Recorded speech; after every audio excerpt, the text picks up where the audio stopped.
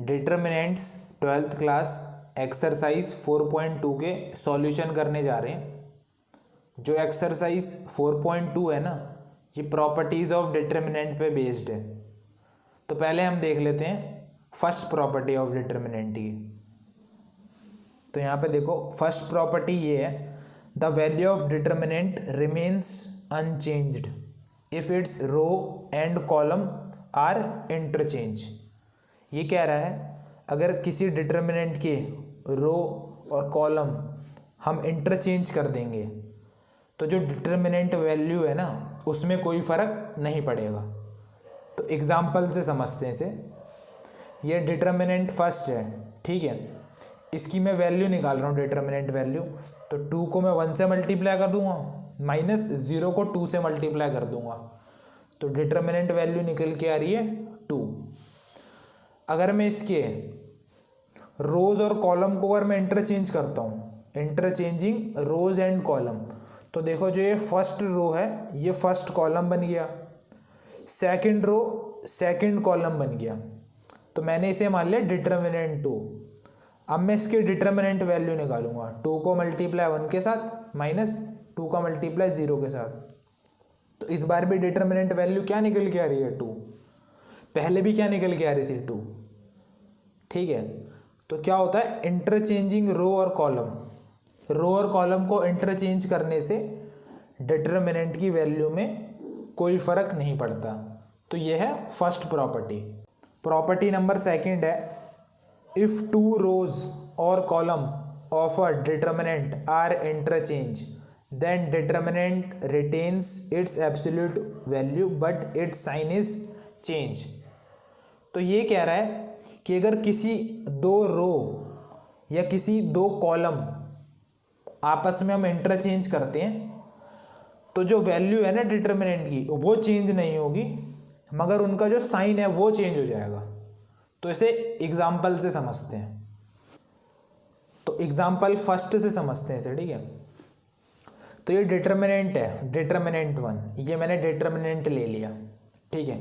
मैं इसकी determinant value निकाल रहा हूँ, 3 का मल्टीप्लाई 1 के साथ माइनस 0 का मल्टीप्लाई 2 के साथ।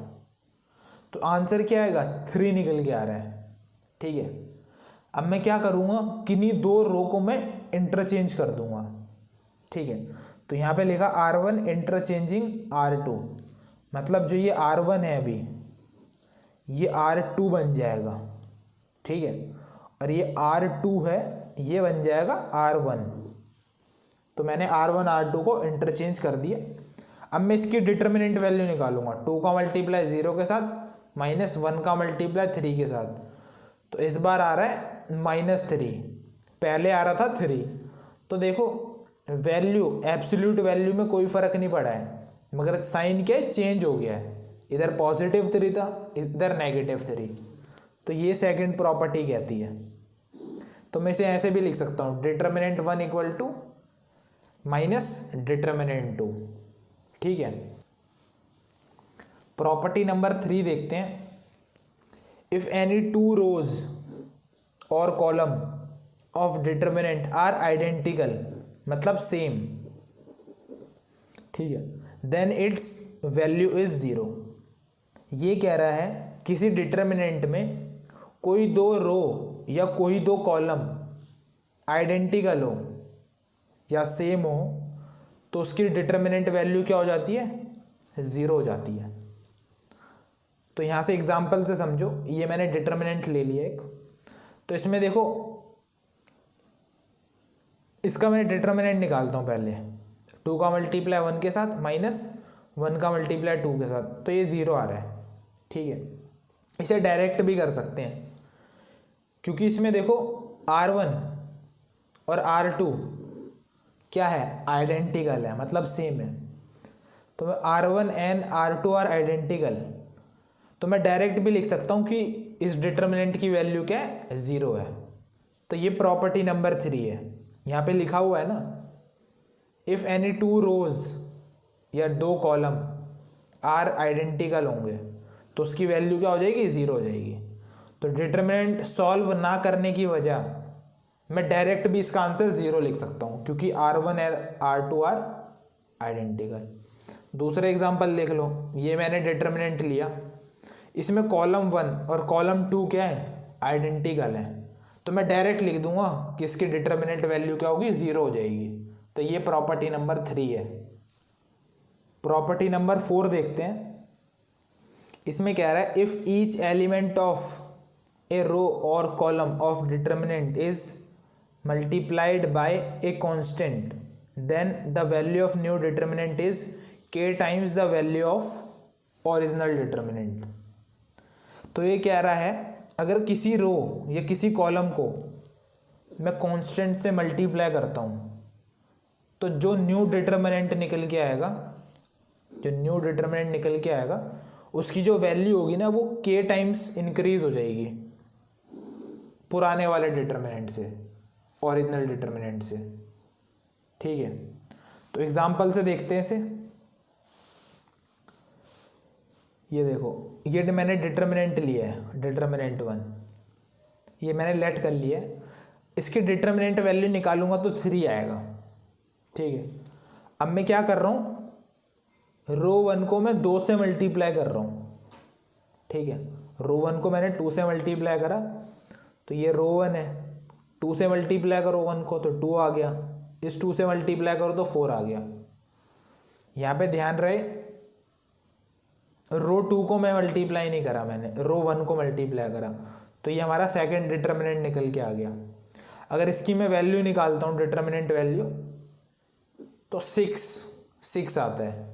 ठीक है, ओरिजिनल डिटर्मिनेंट क्या था, 3। ठीक है, और मैंने मल्टीप्लाई किससे करा था, 2 से। तो जो फाइनल डिटर्मिनेंट आया उसकी वैल्यू क्या हो गई, 2 टाइम्स बढ़ गई, क्योंकि मैंने 2 से मल्टीप्लाई करा था। ठीक है, पहले आंसर 3 आ रहा था, अब आ रहा है 2 × 3, क्योंकि मैंने रो 1 को 2 से मल्टीप्लाई करा था, इसीलिए 2 टाइम्स क्या हो गई, इंक्रीज हो गई। तो यही प्रॉपर्टी मैं कह रहा था यहाँ पे, अगर k से मल्टीप्लाई करते हैं किसी रो या कॉलम को तो जो न्यू डिटर्मिनेंट आता है उसकी वैल्यू k टाइम्स हो जाती है। ठीक है, k से मल्टीप्लाई करेंगे तो k टाइम्स बढ़ जाएगी, 2 से मल्टीप्लाई करा था तो 2 टाइम्स बढ़ गई। ठीक है, तो प्रॉपर्टी को यूज़ कैसे करना वो देख लो। यहाँ पे देख लो, यहाँ पे बता देता हूँ, ये डिटर्मिनेंट है, इसका आंसर आ रहा है 3, इधर मल्टीप्लाई करेंगे तो 3 आएगा। ठीक है, ये मैं प्रॉपर्टी लगा रहा हूँ, R1 को मैंने 2 से मल्टीप्लाई कर दिया। ठीक है, 2 से मल्टीप्लाई करा, इधर 2 आ गया, इधर 4 आ गया। क्योंकि मैंने देखो 2 से मल्टीप्लाई करा ना, तो मुझे पता है जो न्यू डिटर्मिनेंट निकल के आएगा उसकी वैल्यू क्या हो जाएगी, 2 टाइम्स बढ़ जाएगी, मतलब 2 × 3 हो जाएगा वो। ठीक है, क्योंकि 2 टाइम्स बढ़ गई उसकी वैल्यू, 2 टाइम्स बढ़ जाएगी ना, तो मैंने क्या कर दिया, 2 से डिवाइड कर दिया। तो देखो इस डिटर्मिनेंट की वैल्यू 6 निकल के आई, पर मैंने इसे 2 से डिवाइड कर दिया, तो कट के क्या आ जाएगा, ये 3 आ जाएगा। तो जो पहला डिटर्मिनेंट था इसका आंसर भी 3, जो सेकंड डिटर्मिनेंट आ रहा है इसका आंसर भी 3। तो इतनी बस बात याद रखनी है, जिस नंबर से मल्टीप्लाई करेंगे उसी से डिवाइड भी करना पड़ेगा बैलेंस करने के लिए। तो ये प्रॉपर्टी नंबर 4 है। प्रॉपर्टी नंबर 5 देखते हैं। यहाँ पे मैंने कुछ लिखा नहीं है, इसे ऐसे एग्जाम्पल से समझ लो। पहला एग्जाम्पल देख लो, ये मैंने डिटर्मिनेंट ले लिया, इसमें क्या है, जो कॉलम 1 है ना उसके सारे एलिमेंट 0 हैं। अगर ऐसा कोई डिटर्मिनेंट दिख जाए जिस कॉलम के सारे एलिमेंट 0 हों या रो के सारे ही एलिमेंट 0 हो, तो डायरेक्ट आपको आंसर लिख देना है कि इसका जो डिटर्मिनेंट निकल के आएगा वो 0 ही निकल के आएगा। अगर किसी पर्टिकुलर रो या पर्टिकुलर कॉलम के सारे एलिमेंट 0 हों तो उस डिटर्मिनेंट का आंसर क्या निकल के आएगा, 0 निकल के आएगा। ये है प्रॉपर्टी नंबर 5। प्रॉपर्टी नंबर 6 देखते हैं। ठीक है, इसमें भी मैंने लिखा नहीं है, एग्जाम्पल से ही समझ लो। ये फर्स्ट एग्जाम्पल मैं दे रहा हूँ, डिटर्मिनेंट 1 मैंने इसे मान रखा है। ठीक है, प्रॉपर्टी में क्या कहता है, अगर किसी पर्टिकुलर रो या पर्टिकुलर कॉलम में जो एलिमेंट है सारे वो एडिशन की फॉर्म में है, जैसे पर्टिकुलर रो 1 है ये, ठीक है, इसके सारे एलिमेंट क्या एडिशन की फॉर्म में दे रखे हैं, तो हम इन्हें ब्रेक करके भी लिख सकते हैं, ठीक है। तो देखो कैसे लिखना है, पहले ये वाले एलिमेंट लिखना A1 A2 A3 plus P ये भी छोड़ दो, ठीक है, प्लस P छोड़ दो, प्लस Q छोड़ दो, प्लस R छोड़ दो, तो क्या बचा A1 A2 A3 लिख दिया, B1 B2 B3 लिख दिया, C1 C2 C3 लिख दिया। फिर क्योंकि प्लस है तो प्लस लगा दो, ठीक है। अब तुमने A1 लिख चुके हो, B1 यहाँ लिख चुके हो पहली, और C1 भी यहाँ पे लिख चुके हो, तो इस बार A1 को छोड़ दो, B1 को छोड़ दो, C1 को छोड़ दो, बचेगा क्या P Q R। तो बस इन्हें लिखना है P A2 A3 Q B2 B3 R C2 C3। तो ऐसे ब्रेक करके हम लिख सकते हैं। दूसरा एग्जांपल देख लो, यहाँ पे देखो दूसरा एग्जांपल, यहाँ पे जो कॉलम 2 है ना, इसके सारे एलिमेंट एडिशन की फॉर्म में है, ठीक है। तो ये 3 पार्ट में डिवाइड हो जाएगा। तो देखो एक बार इसे लिखना, एक बार इसे लिखना, इसे और इसे छोड़ देना, फिर इसे तो लिखना ही है।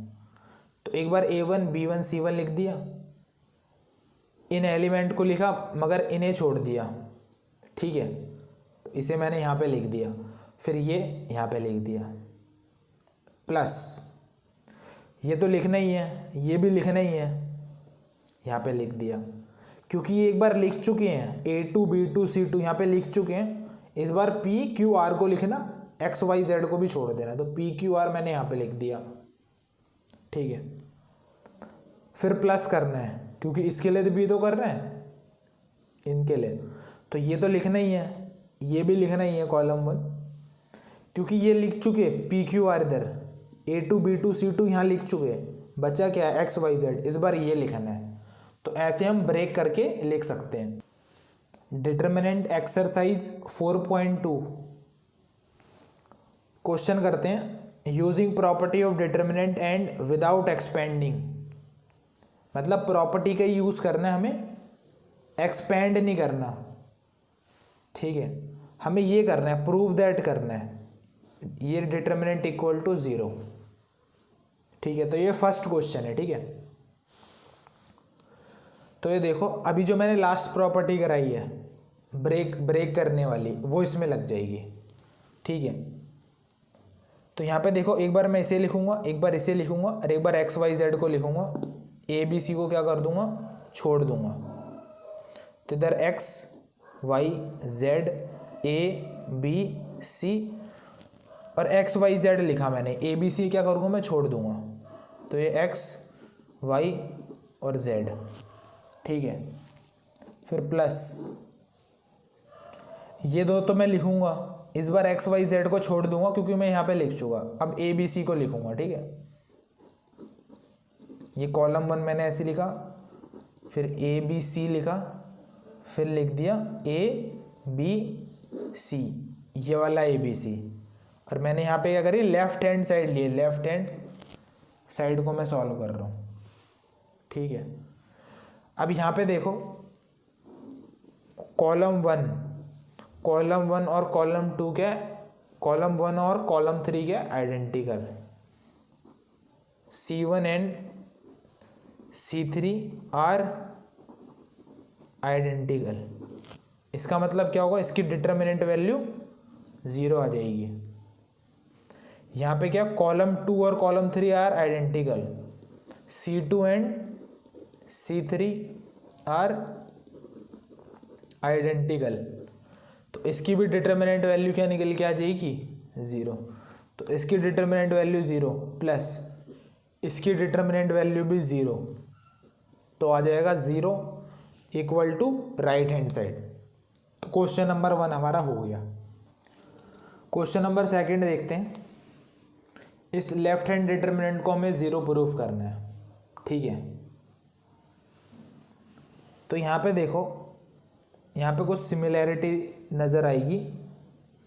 अगर हम क्या करेंगे, ये एलिमेंट अगर हम सारे ऐड कर देंगे, ऐड करके देखो a minus B adding b minus C plus C minus A, तो ये क्या हो रहा है, माइनस ए से प्लस ए कट जा रहा है, माइनस बी से प्लस बी, माइनस सी से प्लस सी, तो ये क्या आ रहा है, ज़ीरो आ रहा है। सेम सेकंड रो, इन्हें अगर हम ऐड करेंगे हर एलिमेंट को, तो minus a plus a cut जाएगा, minus b plus b cut जाएगा, माइनस सी प्लस सी कैंसिल आउट हो जाएगा, तो यहाँ पे भी आंसर क्या आ जाएगा, ज़ीरो। सेम नीचे वाले के लिए भी क्या आ जाएगा, ज़ीरो आएगा अगर ऐड करेंगे तो। ठीक है, तो यहाँ पे मैं प्रॉपर्टी लगाता हूँ, कॉलम 1 टेंस टू, कॉलम 1 में मैं ऐड करूँगा कॉलम 2 के एलिमेंट प्लस कॉलम 3 के एलिमेंट। ठीक है, और मैंने यहाँ पे क्या करा, लेफ्ट हैंड साइड लिया, लेफ्ट हैंड साइड, तो मैं यहाँ पे ये वाली प्रॉपर्टी लगाऊंगा। ठीक है, कॉलम 1 के element plus column 2 plus column 3 के एलिमेंट, मतलब ये कॉलम 1 है, कॉलम 2 कॉलम 3, तो इसमें मैं ये ऐड कर दूंगा और फिर ये ऐड कर दूंगा, तो क्या निकल के आ रहा है, ज़ीरो निकल के आ रहा है। और प्रॉपर्टी लगी कहाँ पे, कॉलम 1 में। ठीक है, सेम ये एलिमेंट भी ऐड करूँगा तब भी क्या आ रहा है, ज़ीरो आ रहा है, और ये एलिमेंट भी ऐड करूँगा तो ज़ीरो आ रहा है। और प्रॉपर्टी लगी है कॉलम 1 में, तो इसके सारे एलिमेंट क्या हो गए, ज़ीरो हो गए। कॉलम 2 और कॉलम 3 में ऐसे लिख देता हूँ, b माइनस सी माइनस ए माइनस बी, फिर c माइनस ए माइनस बी माइनस सी। और एक प्रॉपर्टी मैंने बताई थी, ये देखो कॉलम 1 के सारे एलिमेंट क्या है, ज़ीरो है, तो इसमें डिटर्मिनेंट वैल्यू क्या निकल के आ जाएगी, ज़ीरो निकल के आ जाएगी। ठीक है, तो देखो यही हमें प्रूव करना था। क्वेश्चन नंबर 3 देखते हैं। ये डिटर्मिनेंट हमें शो करना है कि इसकी वैल्यू ज़ीरो आ रही है। ठीक है, हमें प्रॉपर्टी लगा के ही करना है। ठीक है, हमें एक्सपेंड नहीं करना है। तो यहाँ पे ना हमें कुछ सिमिलैरिटी देखनी पड़ेगी। जैसे यहाँ पे देखो क्वेश्चन कैसे होगा, ये जो 7 है, अगर इस 7 को मैं मल्टीप्लाई करता हूँ 9 से और उसमें ये 2 ऐड कर देता हूँ, तो मेरा 65 निकल के आएगा, जो कि यहाँ पे है। ठीक है, सेम 8 को मल्टीप्लाई करता हूँ 9 से और प्लस कर देता हूँ ये 3, तो मेरा आंसर निकल के आएगा 75, जो कि यहाँ पे है। ठीक है, सेम इस एलिमेंट को 9 को मल्टीप्लाई करा 9 के साथ, ऐड कर दिया 5, तो हमारा 86 निकल के आता है, जो कि यहाँ पे है। ठीक है, तो यहाँ पे देखो प्रॉपर्टी लगा रहा हूँ मैं, column 2 tends to 9 times column 2, मतलब कॉलम 2 के हर एलिमेंट को 9 के साथ मल्टीप्लाई करा और मैं उसमें ऐड कर रहा हूँ कॉलम 1 के एलिमेंट। ठीक है, कॉलम 2 में प्रॉपर्टी लगी है, तो मैं कॉलम 1 तो ऐसे लिख रहा हूँ, कॉलम 1 में कोई फ़र्क नहीं पड़ने वाला और कॉलम 3 में भी कोई फ़र्क नहीं पड़ने वाला, तो इसे तो मैंने ऐसे लिख दिया। कॉलम 2 में प्रॉपर्टी लगी है, तो इनके एलिमेंट ऐसे चेंज हो जाएंगे। देखो पहला बन जाएगा 65, दूसरा बन जाएगा 75, फिर बन जाएगा 86। और यहाँ पे चेक करो, जो कॉलम 2 है, column 2 and column 3 are identical, तो इसकी डिटर्मिनेंट वैल्यू क्या आएगी, 0 निकल के आ जाएगी। यही हमें शो करना था। क्वेश्चन नंबर 4 देखते हैं। ये डिटर्मिनेंट भी हमें क्या करना है, 0 प्रूफ करना है। तो पहले मैं एक काम कर लेता हूँ, ये जो ए बी और सी है ना, अंदर पहले मैं मल्टीप्लाई कर लेता हूँ, तो इधर 1 1 1 बी सी ए बी। अब मैं ए को बी से मल्टीप्लाई करा तो A B plus A C, b को करूँगा तो बी सी प्लस बी ए, और फिर सी से करूँगा तो सी ए प्लस सी बी।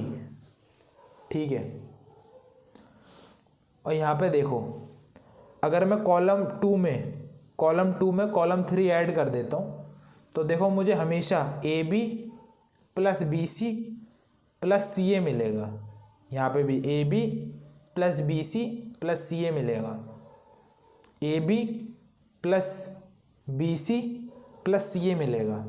ठीक है, तो यहाँ पे मैं प्रॉपर्टी लगा रहा हूँ, column 2 tends to column 2 plus column 3। तो इधर 1 1 1 आ गया। कॉलम 2 में देखो, कॉलम 2 में मैंने कॉलम 3 ऐड कर दिया, ये ऐड कर दूंगा इसके साथ। तो A B plus B C plus C A, ये आ जाएगा। इधर भी A B plus B C plus C A आ जाएगा अगर इसमें मैं ये ऐड करूँगा तो। और लास्ट वाले एलिमेंट में भी A B plus B C plus C A आ जाएगा। थर्ड कॉलम तो ऐसे ही लिख दूंगा, A B plus A C, B C plus B A, C A plus C B. ठीक है, अब यहाँ पे देखो कॉलम 2 के जो सारे एलिमेंट है वो क्या है, सेम है, तो मैं यहाँ से कॉमन उठा लूँगा। ठीक है, taking a B plus B C plus C a as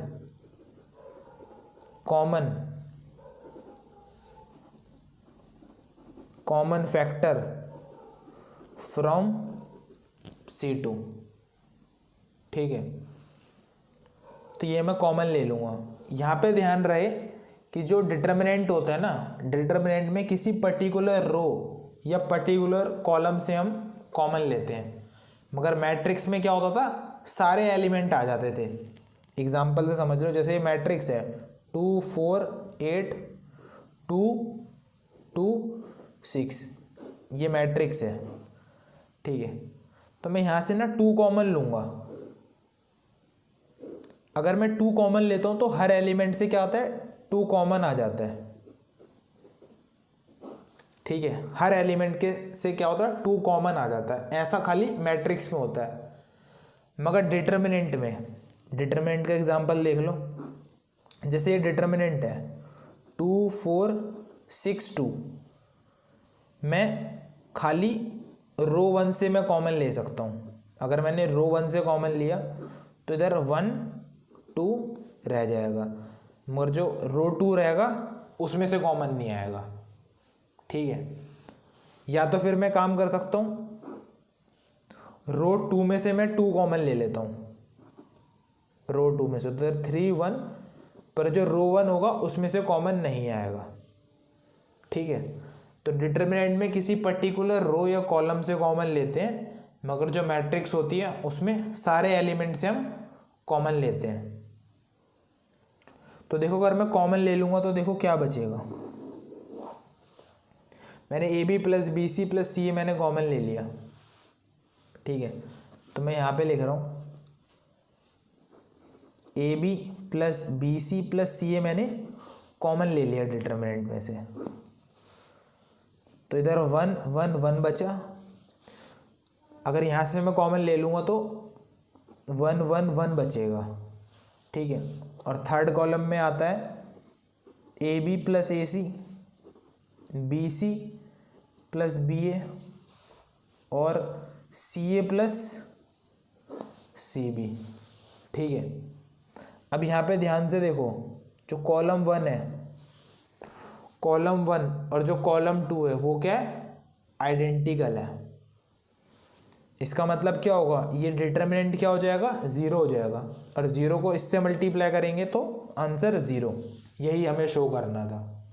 question number 5 देखते हैं। ये डिटर्मिनेंट हमें प्रूफ करना ही है। ठीक है, तो मैं लेफ्ट हैंड साइड लेके चलूँगा। तो लेफ्ट हैंड साइड में देखो एक चीज़ कॉमन आ रही है। अगर मैं तीनों रो को ऐड कर देता हूँ, R1 plus R2 plus R3 करता हूँ, तो ये देखो क्या होगा, B प्लस सी, मैं ऐड कर दिया मैंने C प्लस ए, फिर ऐड कर दिया A प्लस बी, इन तीनों को ऐड कर दिया। तो ये देखो A, इधर भी A, तो 2A हो जाएगा, B B 2B हो जाएगा, C और C 2C हो जाएगा। तो मैं उनमें से ये हो जाएगा 2a plus 2b plus 2c, और मैं 2 कॉमन ले लेता हूँ तो a प्लस बी प्लस सी हो जाएगा। तो ये देखो 2 है, ये कॉमन आ रहा है और ये यहाँ पे है। ऐसे अगर मैं इनके साथ भी करता हूँ, q plus r, r plus p और p प्लस q करता हूँ, इसमें ये सारे ऐड कर देता हूँ, तो 2p 2q 2r आएगा। तो 2 कॉमन ले लूँगा तो p q r आ जाएगा। अगर इन तीनों को ऐड कर देता हूँ तो y plus z plus x plus x plus y, तो देखो x x y y और z z, तो 2x plus 2y plus 2z, 2 common ले लूँगा x plus y plus z, तो 2 यहाँ से भी कॉमन आ रहा है, तो मैं 2 कॉमन ले लूँगा तो यहाँ पे क्या आ जाएगा, 2 तो आ ही जाएगा। तो मैं ये कर देता हूँ, तो प्रॉपर्टी लगा रहा हूँ मैं, R1 tense to R1 plus R2 plus R3, ठीक है। तो ये देखो प्रॉपर्टी R1 में लगा रहा हूँ, ठीक है। तो देखो R1 के एलिमेंट, तो देखो इसमें ये ऐड करूँगा फिर ये ऐड करूँगा तो ये निकल के आएगा। तो मैं यहाँ पे लिख रहा हूँ 2a प्लस बी प्लस सी, इन तीनों को ऐड करूँगा तो निकल के आएगा 2 टाइम्स p q r, इन तीनों को ऐड करूँगा तो आएगा 2 टाइम्स x y z। बाकी रो 2 और रो 3 तो मैं ऐसे लिख रहा हूँ क्योंकि इनमें प्रॉपर्टी नहीं लगी है।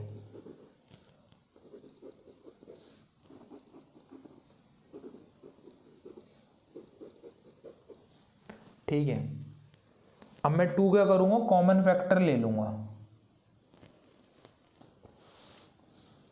2 में कॉमन फैक्टर ले लूँगा, टेकिंग 2 एज कॉमन फैक्टर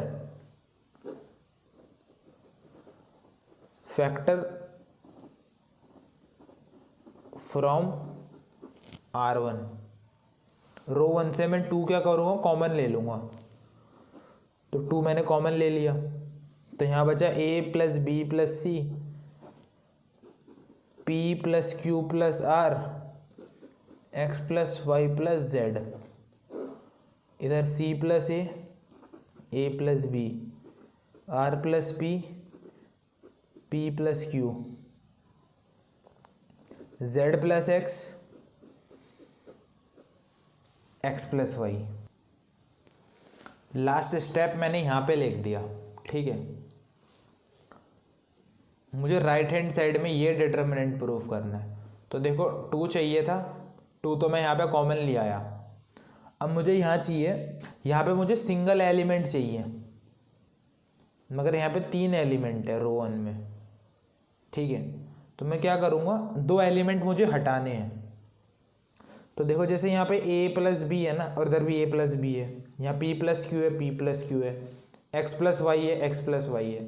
तो मैं इसमें से ये माइनस करूँगा तो एलिमेंट क्या होगा, c रह जाएगा, r रह जाएगा और z रह जाएगा। पहले मैं इतना करता हूँ, पहले सिंगल एलिमेंट बनाऊँगा, ठीक है। तो प्रॉपर्टी लगा रहा हूँ, R1 tense to R1 minus R3, इसमें से ये माइनस कर रहा हूँ। तो देखो क्या बचता है, इसमें से मैंने ये माइनस करा, a से कैंसिल हो जाएगा, b से b कैंसिल हो जाएगा, खाली c बचेगा।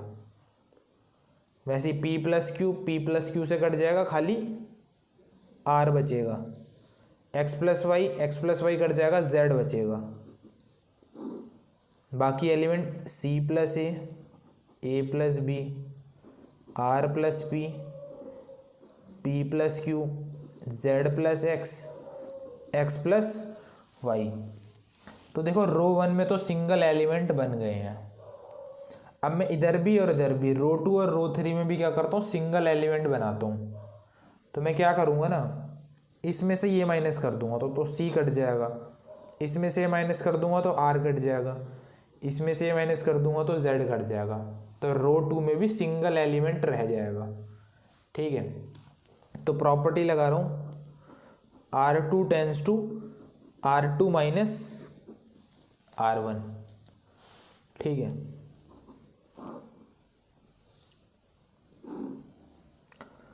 तो R1 तो ऐसे लिख रहा हूँ, R3 भी ऐसे लिख रहा हूँ।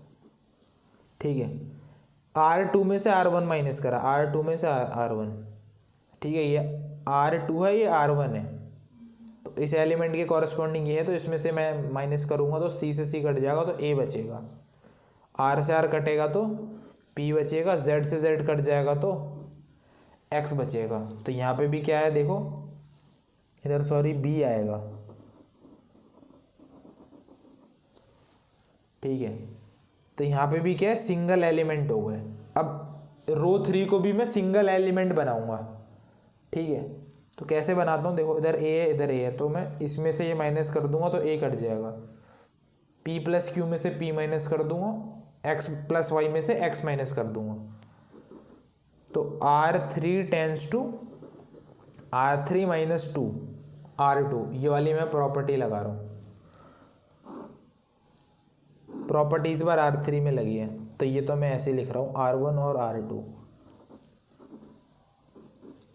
A प्लस B में से A माइनस हुआ तो इधर B बचेगा, P प्लस Q में से P माइनस हुआ तो Q बचेगा, X प्लस Y में से X माइनस हुआ तो Y बचेगा। अब देखो सारे एलिमेंट क्या आ गए, सिंगल आ गए जो मुझे चाहिए थे, मगर अभी इनका ऑर्डर सही नहीं है।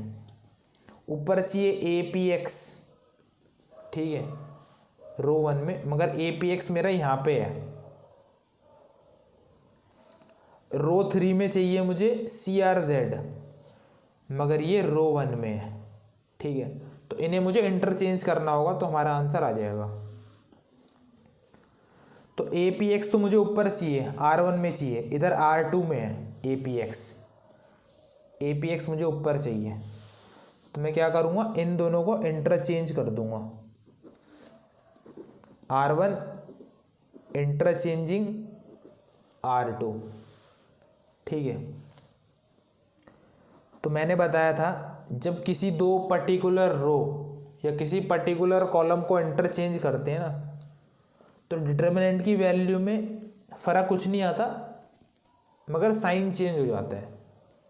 ठीक है, तो साइन चेंज हो गया, तो मैंने यहाँ पे लिख दिया माइनस का साइन, और इन दोनों को क्या कर दिया, इंटरचेंज कर दिया। अब ये ऊपर आ जाएगा, APX CRZ नीचे, और ये तो ऐसे ही रहेगा। ठीक है, अब देखो CRZ मुझे नीचे चाहिए, यहाँ पे CRZ मुझे नीचे चाहिए, तो मैं इस बार इन दो को इंटरचेंज कर दूंगा। ठीक है, CRZ नीचे आ जाएगा, BQY R2 में चले जाएगा, BQY। ठीक है, तो इस बार प्रॉपर्टी लगा रहा हूँ R2 इंटरचेंजिंग R3, क्योंकि दोबारा सेम प्रॉपर्टी लगा रहा हूँ तो दोबारा नेगेटिव साइन का फर्क आएगा, तो वो मैंने लगा दिया।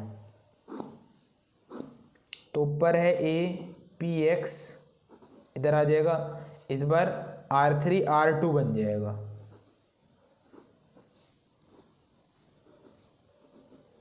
ठीक है, अब ये देख लो, माइनस माइनस तो क्या होगा, मल्टीप्लाई होकर प्लस बन जाएगा, 2 टाइम्स APX BQY CRZ, और यही हमें क्या करना था, शो करना था, तो equal to right hand side, ये देखो। ठीक है, ये आ गया। क्वेश्चन नंबर 6 देखते हैं, ये डिटर्मिनेंट को 0 प्रूफ करना है। ठीक है, तो देखो मैं इसे लेट कर लेता हूँ, determinant 0 A minus B minus A 0 minus C B C 0। ठीक है, और ये इंपॉर्टेंट क्वेश्चन है। तो यहाँ पे देखो मैं क्या करूँगा ना, यहाँ पे थोड़ा सा जुगाड़ लगाना पड़ेगा। यहाँ पे मैं करता हूँ R1 से -1 कॉमन ले लेता हूँ, R2 से भी -1 कॉमन ले लेता हूँ, और R3 से भी मैं माइनस कॉमन ले लेता हूँ। Taking common factor -1 from R1, R2, R3। ठीक है, माइनस का साइन कॉमन ले लूँगा मैं। तो 3 बार कॉमन लिया, R1 से, फिर R2 से, R3 से। ठीक है, 3 बार लिख दिया। तो देखो जब R1 से कॉमन लूँगा तो ये माइनस है, प्लस का भी, ये प्लस का है, 0, प्लस का C, माइनस का B, माइनस का C, 0 हो जाएगा। ठीक है,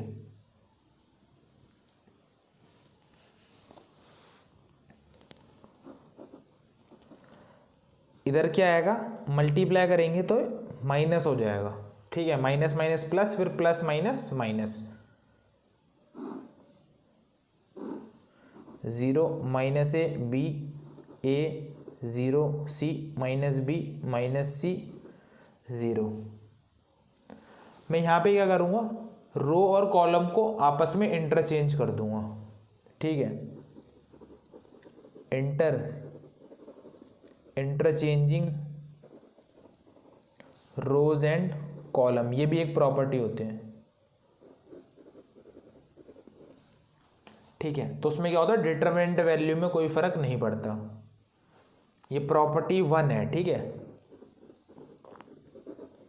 प्रॉपर्टी नंबर 1। तो मैं रो का कॉलम बना दूंगा और कॉलम का रो बना दूंगा। ठीक है, तो इसमें कोई डिटरमिनेंट वैल्यू में कोई फर्क नहीं पड़ता। जो ये फर्स्ट रो है ये फर्स्ट कॉलम में बदल जाएगा, सेकंड रो बन जाएगा सेकंड कॉलम, और थर्ड रो है बन जाएगा थर्ड कॉलम। ठीक है, और ये ध्यान से चेक कर लो, ये जो डिटरमिनेंट है ना, इसे तो मैंने ये लेट करा हुआ है, ये तो हमारा क्वेश्चन ही है जिसे मैंने डिटरमिनेंट लेट करा है। ठीक है, तो इसकी जगह मैं क्या लिख दूंगा, इसकी जगह मैं ये लिख दूंगा।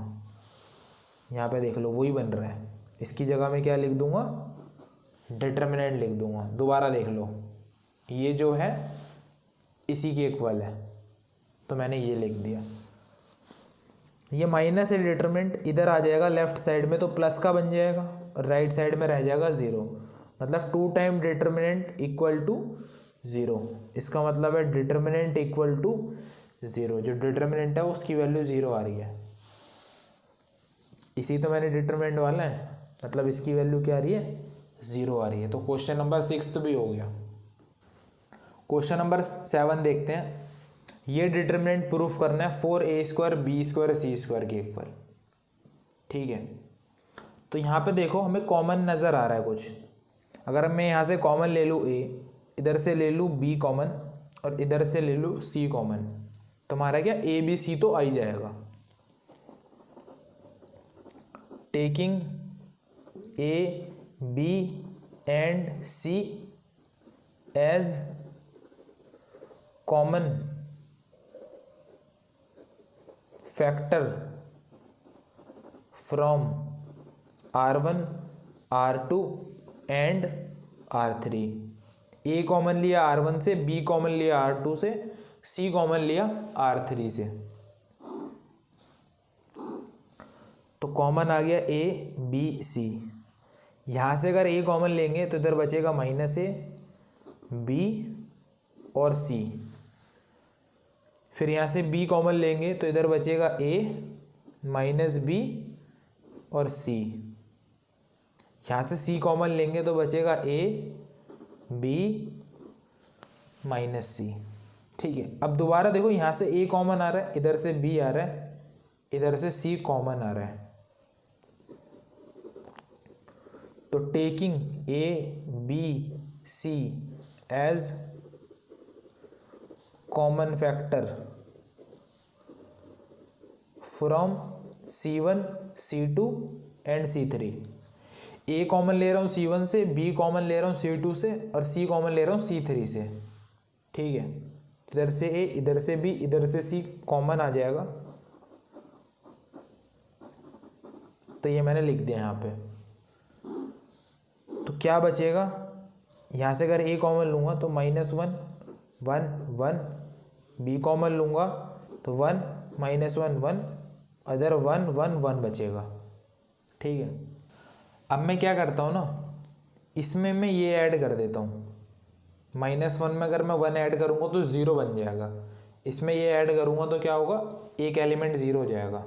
ठीक है, तो column 1 tends to column 1 plus column 2, ये वाली मैं प्रॉपर्टी लगा रहा हूँ।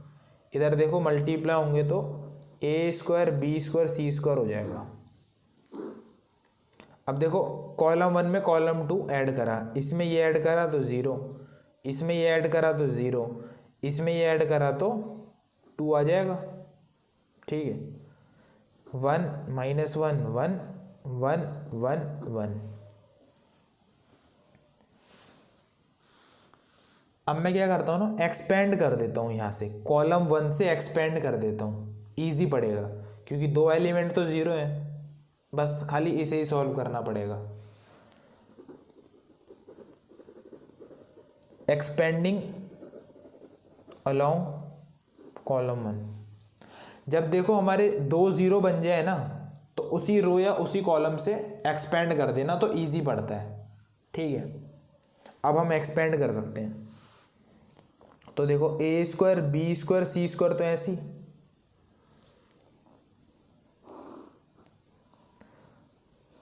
ऐसे एक्सपेंड करना है।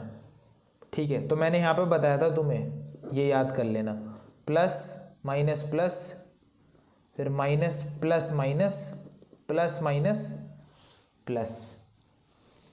तो यहाँ से एक्सपेंड कर रहा हूँ कॉलम 1 से, तो कॉलम 1 का पहला एलिमेंट है 0। ठीक है, एलिमेंट खैर मैं यहाँ पे लिख नहीं रहा क्योंकि 0 से मल्टीप्लाई होगा तो 0 आ जाएगा, और इसका साइन तो क्या होता है, प्लस होता है।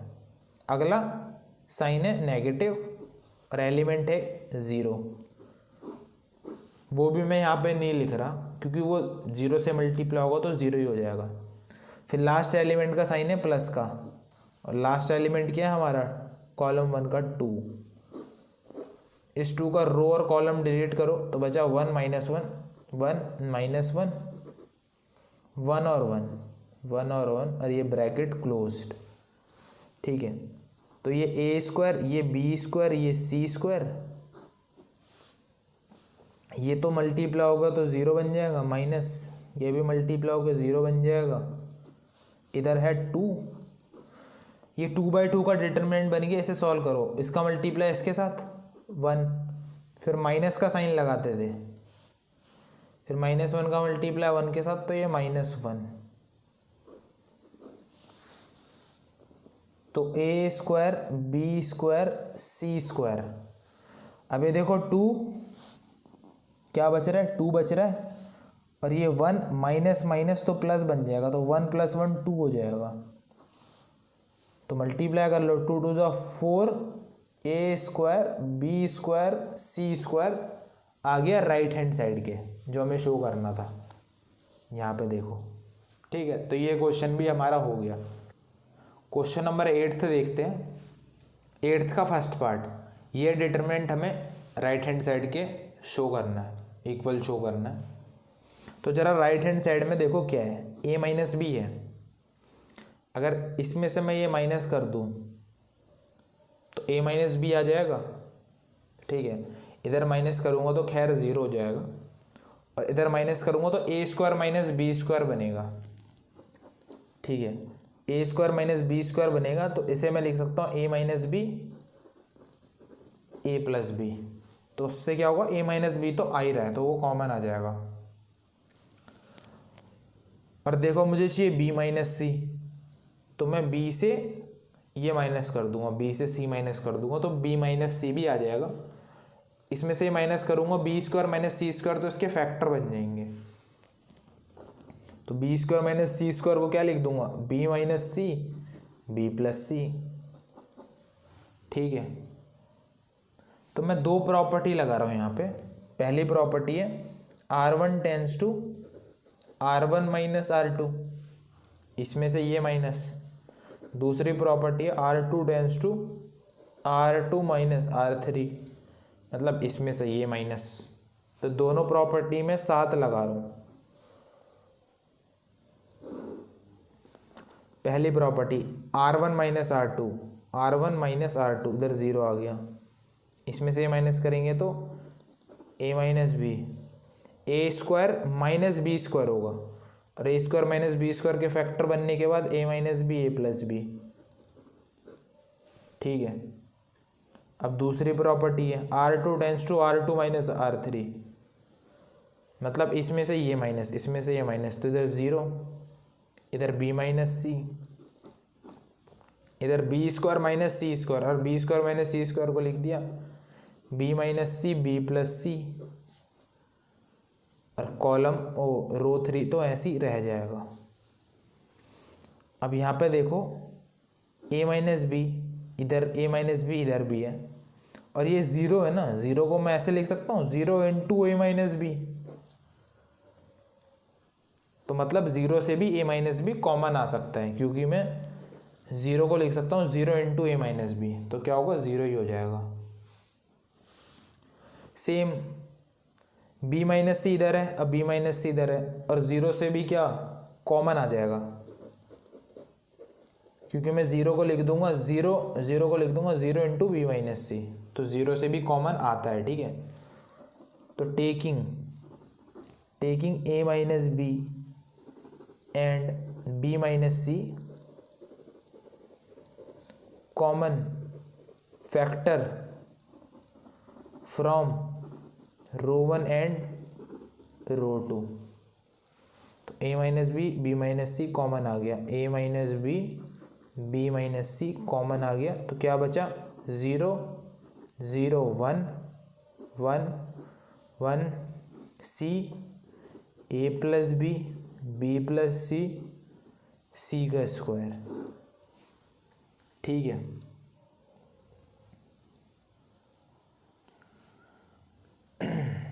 अब मैं देखो यहाँ से एक्सपेंड कर देता हूँ, अब मैं कॉलम 1 से एक्सपेंड कर देता हूँ, क्योंकि मुझे दो एलिमेंट तो क्या मिले, ज़ीरो मिल गए, तो एक्सपेंडिंग अलोंग C1, तो मैंने ये याद रखने को कहा था, plus minus plus minus plus minus plus minus plus. ठीक है, C1 से मैं एक्सपेंड कर रहा हूँ, तो a minus B B minus C तो मैं लिख लेता हूँ, पहले ब्रैकेट लगाया बड़ा, C1 से एक्सपेंड कर रहा हूँ, C1 ये रहा, C1 का पहला एलिमेंट 0, बाकी इधर मैं एलिमेंट लिख नहीं रहा, क्योंकि मुझे पता है 0 से मल्टीप्लाई करूँगा तो आंसर 0 ही आना है, और साइन क्या होता है, पहले एलिमेंट का प्लस का, तो ये प्लस का है, अगला एलिमेंट का साइन क्या होता है, माइनस का, अगला एलिमेंट 0, इधर भी मैं कुछ नहीं लिख रहा एलिमेंट, क्योंकि आंसर 0 ही आना है। फिर नेक्स्ट साइन आता है प्लस का, और एलिमेंट क्या है, 1 है, ये ब्रैकेट क्लोज। ठीक है, अब ये 1 है, इसका रो और कॉलम डिलीट करो, क्या बचा, इधर 1 बचेगा, इधर भी बचेगा 1, इधर बचेगा a प्लस बी, इधर बचेगा b प्लस सी। ठीक है, अगर यहाँ दिख नहीं रहा तो मैं यहाँ पे लिख देता हूँ, ये बचेगा,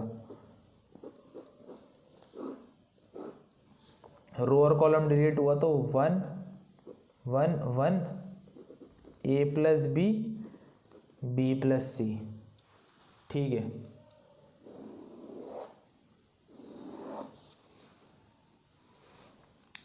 ये मैंने यहाँ पे लिख दिया, तो a minus B B minus C, ये मल्टीप्लाई होके 0, इधर मल्टीप्लाई होके 0 1, ये डिटर्मिनेंट सॉल्व करो, इसका मल्टीप्लाई इसके साथ, फिर माइनस इसका मल्टीप्लाई इसके साथ। ठीक है, ब्रैकेट बी प्लस सी का मल्टीप्लाई 1 के साथ, तो ये बी प्लस सी, फिर माइनस का साइन,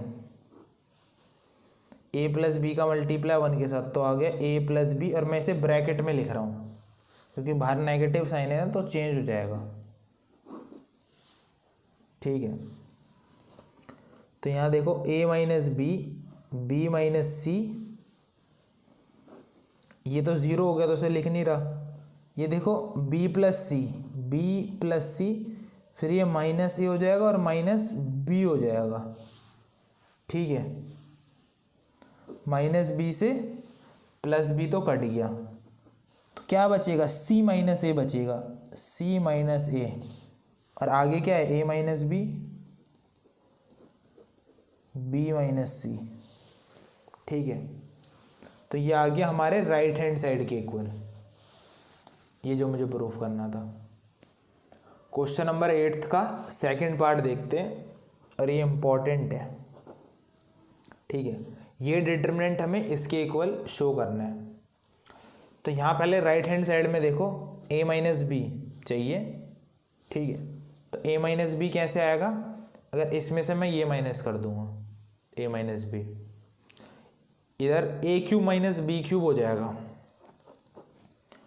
तो A cube minus B cube का फॉर्मूला होता था 9th क्लास में, इसके फैक्टर बनते थे A minus B, A square plus B square plus A B. ठीक है, और देखो मुझे फिर b माइनस सी चाहिए। ठीक है, तो मैं इसमें से ये माइनस कर दूंगा, तो इधर b माइनस सी मिल जाएगा, इधर मिलेगा B cube minus C cube, तो B cube minus C cube same इसी की तरह, इसके फैक्टर बन जाएंगे B minus C, B square plus C square plus B C. ठीक है, तो मैं पहले क्या करता हूँ, ए माइनस बी बनाता हूँ। ए माइनस बी बनाने के लिए कॉलम 1 में से कॉलम 2 में माइनस कर दूंगा, column 1 tends to column 1 minus column 2, एक ये प्रॉपर्टी लगाई, एंड b माइनस सी चाहिए तो कॉलम 2 में से कॉलम 3 माइनस कर दूंगा, column 2 tends to column 2 minus column 3। तो ये देखो कॉलम 1 में प्रॉपर्टी लगाई है, column 1 minus column 2, column 1 minus column 2 0, इधर इसमें से माइनस करेंगे तो a minus B, a cube minus B cube करेंगे तो फैक्टर बन जाएंगे, उसे मैंने ये लिख दिया, a minus B, A square plus B square plus A b, ये हो जाएगा। ठीक है, कॉलम 2 में प्रॉपर्टी लगा रहा हूँ, कॉलम 2 माइनस कॉलम 3, इसमें से ये माइनस, तो आ गया 0, इधर b माइनस सी, इसमें से ये माइनस, फिर B cube minus C cube आएगा इधर, तो B cube minus C cube के फैक्टर बनेंगे b माइनस सी, ए square plus C square plus B C. ठीक है, फिर कॉलम 3 ऐसी 1 सी सी क्यूब। अब ये देखो a माइनस बी इधर भी है, और 0 को मैं लिख सकता हूँ 0 इंटू ए माइनस बी, तो इधर भी है a minus B, same b minus C इधर भी है, और 0 को लिख सकता हूँ इंटू बी माइनस सी। तो मैं फैक्टर ले लूँगा, common factor, taking a minus B and b minus c as common factor from C1 and C2। C1 से a माइनस बी कॉमन लिया, C2 से b माइनस सी कॉमन लिया,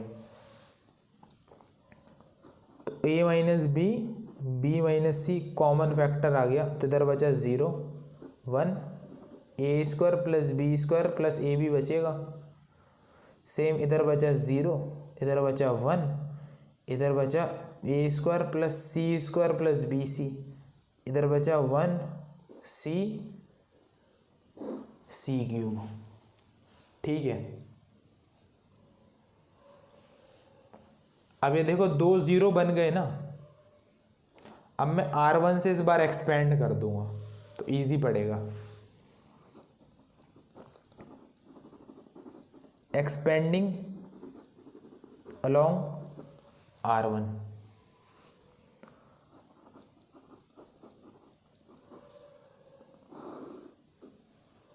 तो देखो R1 का पहला एलिमेंट 0 और साइन प्लस का आता है, ठीक है। फिर अगला साइन माइनस का आता है, अगला एलिमेंट 0। तो मैं यहाँ कुछ लिख नहीं रहा क्योंकि 0 से मल्टीप्लाई हो गया तो वो 0 बन जाएगा, तो लिखने का फ़ायदा नहीं है। प्लस लास्ट एलिमेंट का साइन प्लस का होता है, लास्ट एलिमेंट है 1।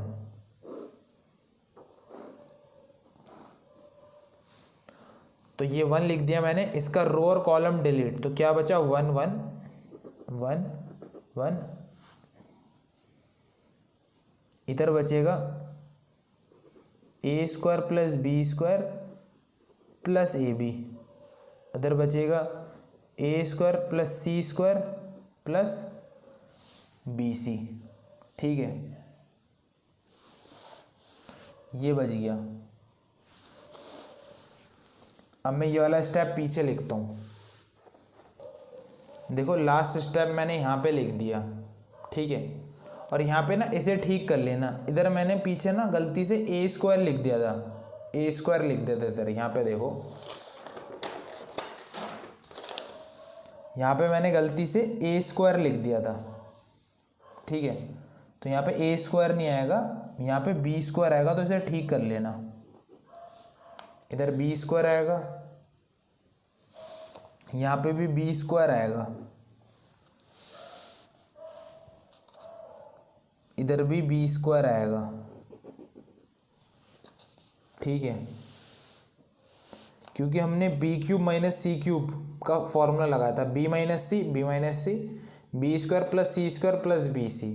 तो मैंने इसे ठीक कर लिया, B square plus C square plus B C. तो तुम भी ठीक कर लेना।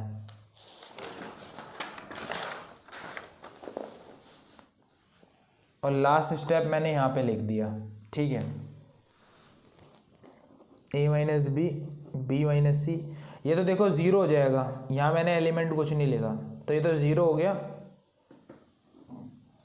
बचेगा 1, और ये डिटरमिनेंट सॉल्व कर लो, इसका मल्टीप्लाई इसके साथ, इसका मल्टीप्लाई इसके साथ। तो B square plus C square plus B C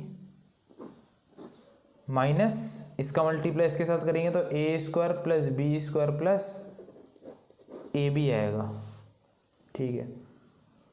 तो A minus B minus C ऐसी, B square plus C square plus B C, ये माइनस ए स्क्वायर हो जाएगा, माइनस बी स्क्वायर हो जाएगा, ये माइनस ए बी हो जाएगा, ठीक है। तो यहाँ पे देखो बी स्क्वायर से तो बी स्क्वायर हो गया कैंसिल, तो बचा A minus B minus C, ठीक है। और फिर बचेगा C square plus B C minus A square minus A B. तो यहाँ पे देखो मैं इन दोनों को साथ लिखता हूँ, ठीक है। मैं सी स्क्वायर और ए स्क्वायर को साथ लिखता हूँ, बी सी और ए बी को साथ लिखता हूँ। इन दो में मैं तो फैक्टर का फॉर्मूला लगा दूंगा, सी माइनस ए सी प्लस ए, इसे ये लिख दिया, प्लस इन दोनों में से देखो बी कॉमन ले लिया मैंने, तो आगे बचा सी माइनस ए माइनस बी माइनस सी, ठीक है। अब क्या करूँगा ना, सी माइनस ए इधर भी है और सी माइनस ए इधर भी है, वो मैं कॉमन ले लूँगा यहाँ पे सी माइनस ए। तो अंदर क्या बचेगा, सी प्लस ए प्लस बी, सी प्लस ए प्लस बी। और ध्यान से चेक कर लो, और इसे मैं ऐसे लिख दूंगा A plus B plus C, ये C minus A B minus C A minus B, और ये आ गया राइट हैंड साइड के इक्वल, यही हमें शो करना था।